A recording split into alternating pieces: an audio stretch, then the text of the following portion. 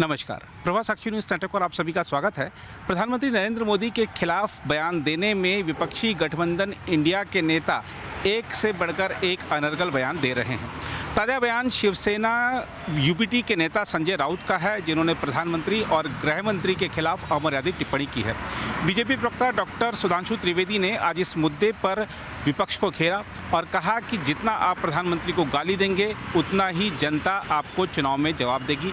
आइए देखते हैं हमारी इस रिपोर्ट में डॉक्टर सुधांशु त्रिवेदी क्या जवाब दे रहे हैं विपक्ष को।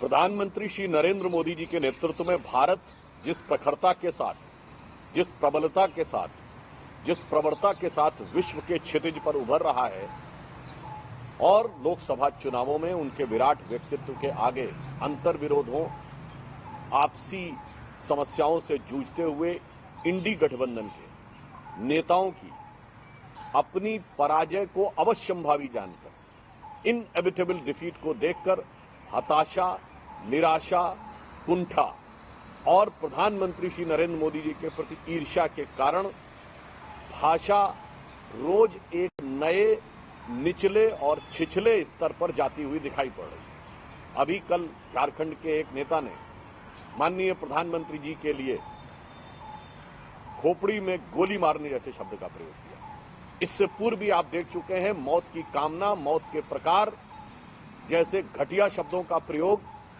कब्र खुदेगी जैसे शब्दों का प्रयोग किया जा चुका है।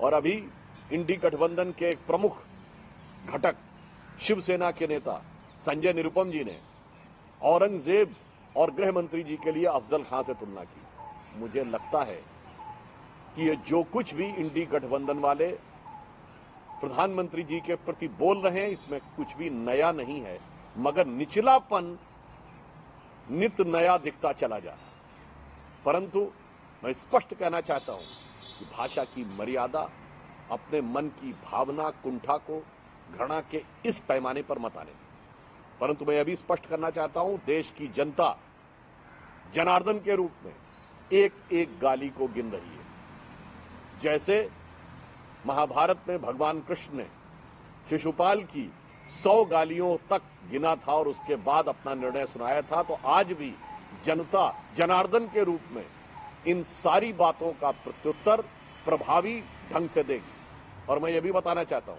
कि आज की बात नहीं है, मैं अपने विरोधियों को बता देना चाहता हूं, ये 2007 में जब सोनिया गांधी जी ने मौत के सौदागर शब्द कहा था तब से बात शुरू हुई।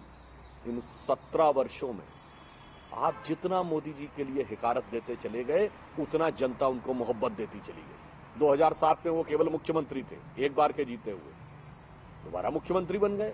आपने 2007 से 12 के बीच में और घटिया घटिया बातें कही, जनता ने उनको तीसरी बार मुख्यमंत्री बना दिया।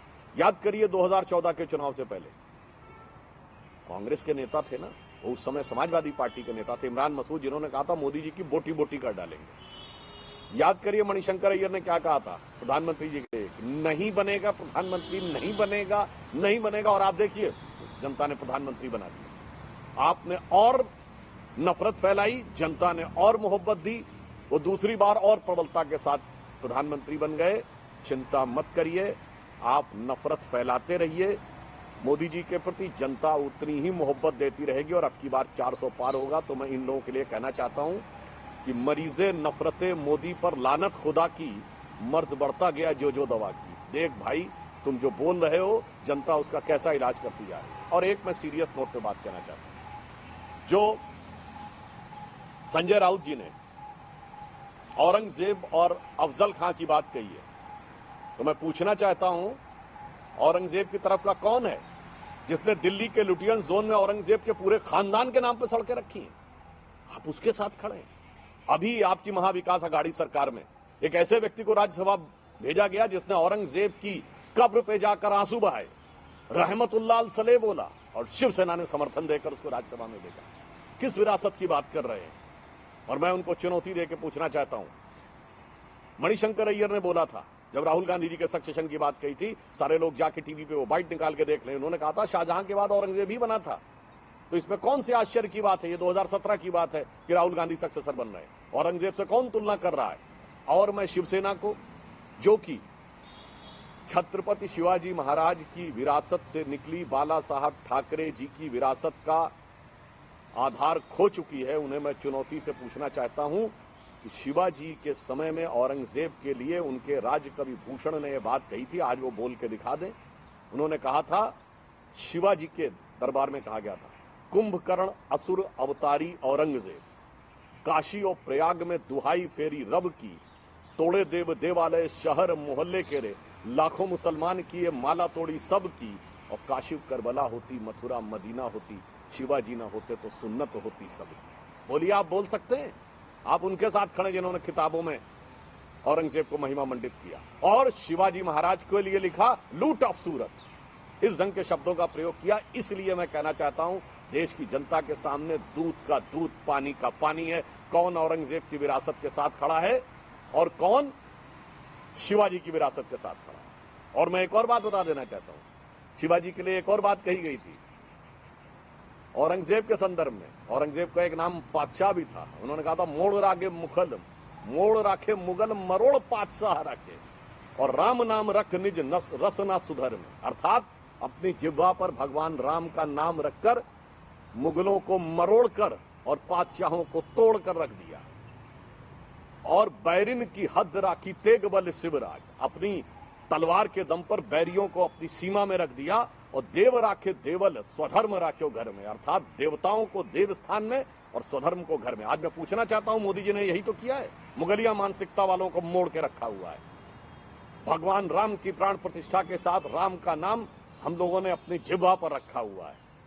भारत के विरोधियों को जो आतंकवाद के धमाके करते घूमते थे, 26/11 के हमले, उनको अपनी हद में रखा हुआ है। और देवता देव स्थान में सुशोभित हो रहे हैं। काशी विश्वनाथ हो, महाकाल का कॉरिडोर हो, या श्री राम जन्मभूमि हो, और सब लोग अपने स्वधर्म का पालन कर रहे हैं। बहुत स्पष्ट है कि जो आप कह रहे हैं, हकीकत में आप पूरा 180 डिग्री का टर्न लेकर वहां जा चुके। इसलिए मैं पुनः कहना चाहता हूं, प्रधानमंत्री मोदी जी के प्रति घृणा, वैमनस्य, कुंठा, ईर्ष्या, इन सारे विचारों को लेकर जो कुछ भी कहा जा रहा है, यह भारत की 140 करोड़ जनता का ही अपमान नहीं है। आज प्रधानमंत्री जी विश्व के सबसे लोकप्रिय नेता हैं। आप कहां बोल रहे थे और कहां पे वो दिखाई पड़ रहे हैं।